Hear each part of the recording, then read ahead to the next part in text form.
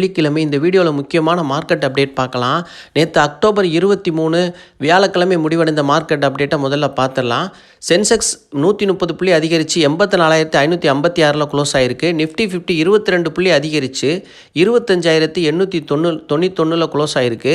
நேற்று மார்க்கெட்டு நல்லா ஏறிச்சு, மறுபடியும் அப்போ நல்லா கீழே இறங்கிருச்சு. நிஃப்டி பேங்க் 70 புள்ளி அதிகரித்து 58,078 க்ளோஸ் ஆகிருக்கு.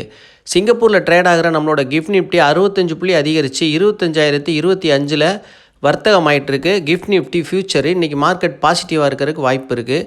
அமெரிக்க டாலருக்கான இந்திய ரூபாயோட மதிப்பு 9 பைசா அதிகரித்து ரூ. 87.84 இருக்குது. இந்திய பணம் கொஞ்சம் ஸ்ட்ராங் ஆகிட்டுருக்கு.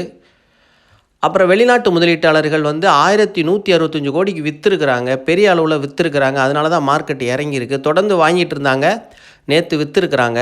அப்புறம் உள்நாட்டு முதலீட்டாளர்கள் வழக்கம் போல் 3893 கோடிக்கு வாங்கியிருக்கிறாங்க, பெரிய அளவில் தான் வாங்கியிருக்கிறாங்க.